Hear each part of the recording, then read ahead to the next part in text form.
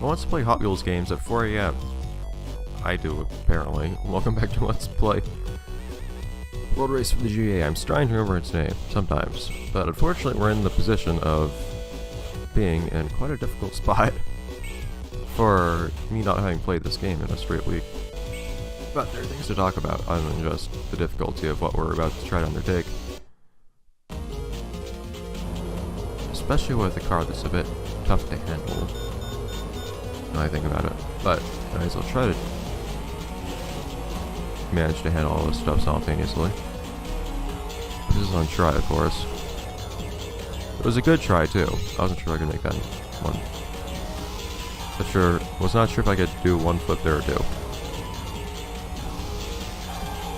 That's not very perfect. Okay, so now I have to play catch up.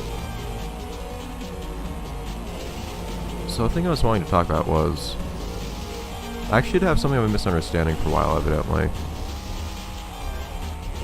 I was under something of a false impression. I made some creative decisions based on this impression that the console version of this game, in fact, initially the GBA version of this game, were actually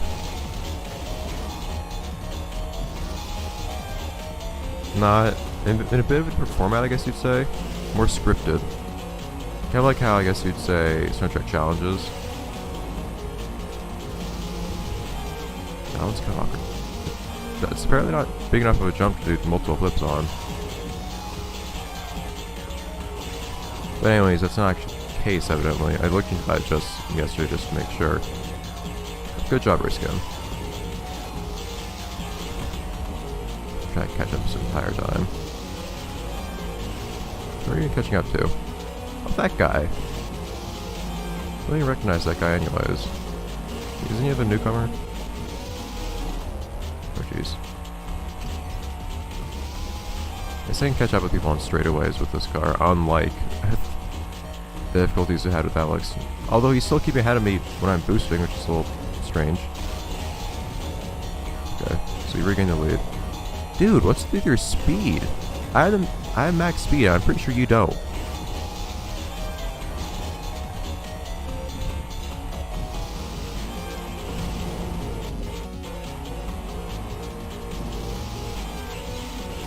Yeah, though, so that just explains why things ain't moving a little bit slowly in this game. Just like I figured they'd move a bit more quickly in the next game. With that game having some kind of plot or something, because what's based on does. But no, actually it doesn't. So that doesn't actually, it does change my expectations of how things are gonna go down, because I just had a different expectation in my head. But it still works out. It's not like I didn't have a tremendous amount of fun with plot related things and what did we call it? And track attack, despite that game not having any kind of plot whatsoever, so I'm not concerned at all. That was a close race. Oh yeah, we're not done yet. Oh, do I think we were on the last race? No, we were just in the middle of this. Okay. We still have 2 races left. But also, it does mean that this guy is in fact not going to appear in that next game aside from the opening. So all I did though was I just read a review of the console version just to see what they said about the game having like a campaign or whatever, and not having one, which is interesting to me. A bit peculiar, strange design choice, I think, if it's based on something that actually does have a story. But whatever. I should go hide myself to see other characters get hit by stuff I put down. Oh well. So that might mean some changes and looking for more opportunities for more things to happen in this game. Although it's also a little tough since all these things are happening simultaneously, so it'd be kind of weird if I thrown a new event.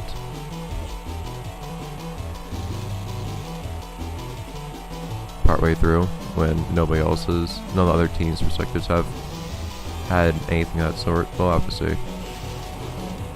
But it does mean I should probably put some thought into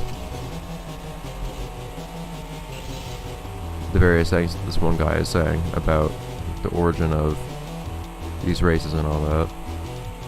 Perhaps terrible handling. Actually, not hitting walls that much.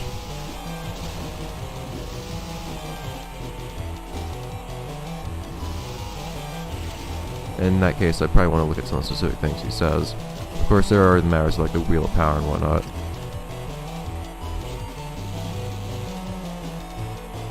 One might consider that, at least I've been considering, that such things are, if not an outright ploy to get that interested, at least might be looking for something powerful that, one, if they acquire it, could be used against that, but at the same time would also attract that's interest in order to aid the search for that. So it separates this from the search for that and beat that, I suppose, is that we're putting a bit more tact into it this time. We're trying to lure that out to us.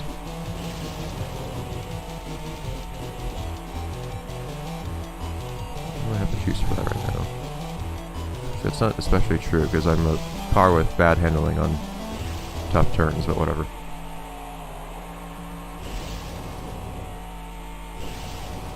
Alright. Of course, right now we kind of a hard time specifically to try to work that out since... There's Ice City. Right now we're actually at the tail end of his dialogue.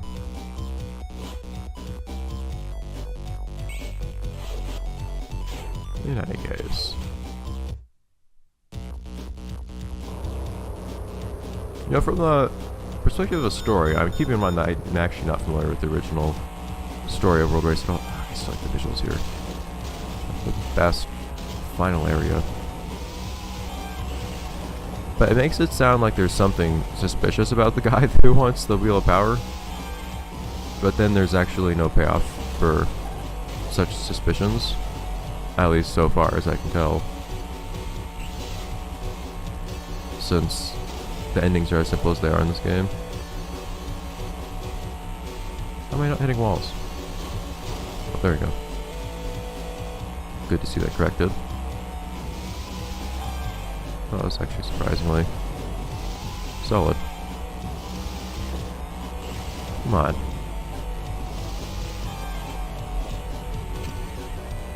I'm surprised how smoothly these races have been going. I mean, not playing for 1 week is one thing, but at the same time, I also figured I had more difficulty with this car. Apparently, having the worst handling out of any elite car is not really a big problem. Oh, it sounded like I heard someone honk or something just then. I'm tempted to try to honk, but I don't think I have any buttons available. Any buttons left that I'm not using that could possibly make honks. I think that's the thing you'd be missing. I don't know at least how many Hot Wheels games will let you do that. They'll let you honk.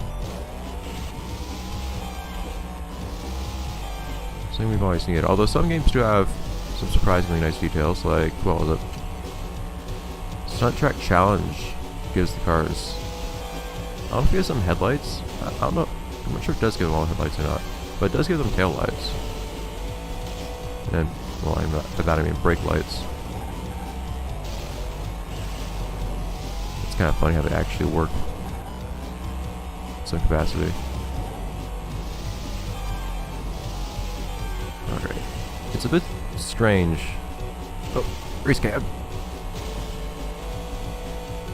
How this particular car is so antithetical to Alex, though, has such a easy time with everything. And that they're so antithetical to Alex in the first place. I actually didn't expect that the slightest. Race cab, come on.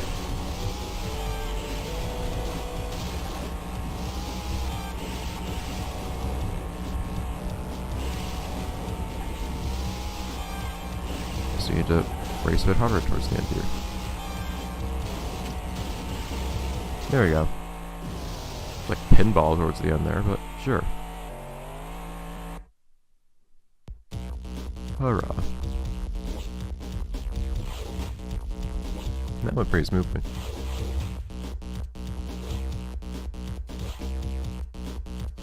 Okay. Yeah, just kind of says, yep, there you go. Interesting ending. In any case, but there's more to the story. I think we're only like halfway through. remember right. So, more of this now. So who do we get to unlock next? Which team are we going to be on next? Is this going to be Bert's team next? No. See, Muscle Tone. Okay, so who comes next on the Scorchers? Koramaku. Oh, nice. So Vesuvius. Appreciate that. Oh.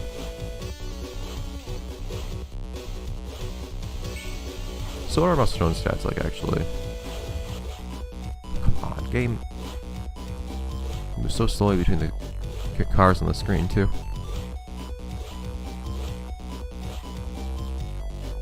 Not much special about it. Muscle Tone's another veteran, of course. And evidently a fan favorite. Though not necessarily the same way as some of the others.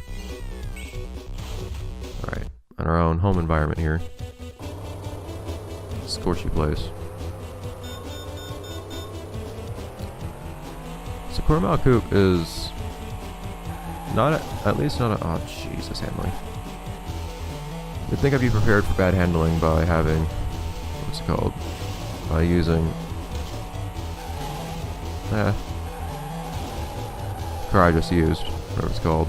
But nope. I wasn't braking that or anything, I was holding the gas the whole time.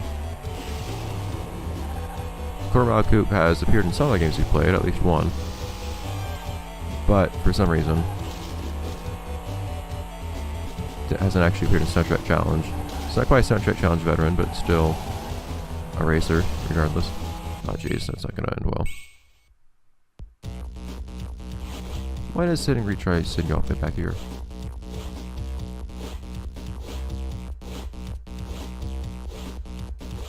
Also, Tone, of course, being a Soundtrack Challenge veteran, even if being in the lowest class, it's probably nothing to be trifled with.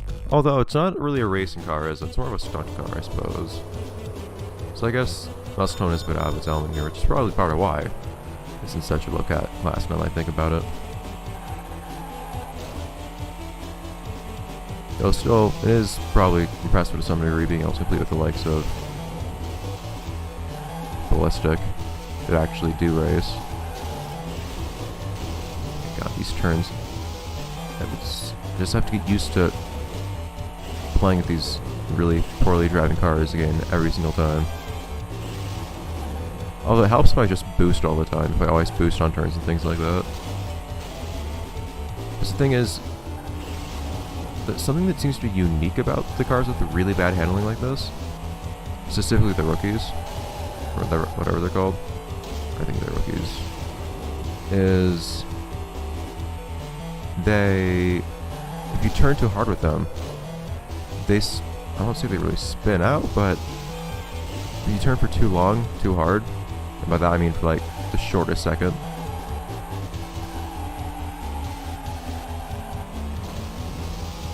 you end up losing a lot of control, and it takes a long time to unturn, let's say, to actually pull out of the turn.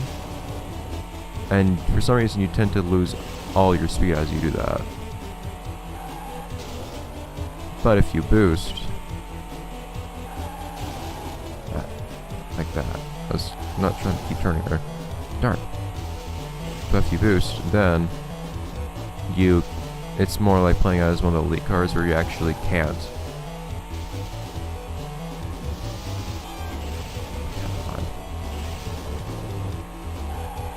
Where that actually can't happen.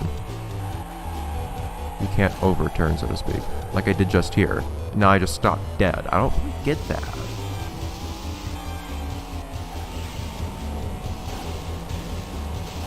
Anyways, this might not be something to pull off. I might just have to... in the worst case, I can just use an elite car or something to beat this guy. But I want to have Muscle Tone have some time to shine before starting. Oh, come on, it's circuit. Well, good fucking work there. Whoops. In any case, I guess I'll have to give that another try next episode. But I'll see you guys next time. Next episode of Let's Play Hot Wheels Road Race, where I guess we just employ something a bit more powerful. Or maybe another veteran. Well, this is another veteran. Yes, well, we'll do that. Okay. See you then, guys.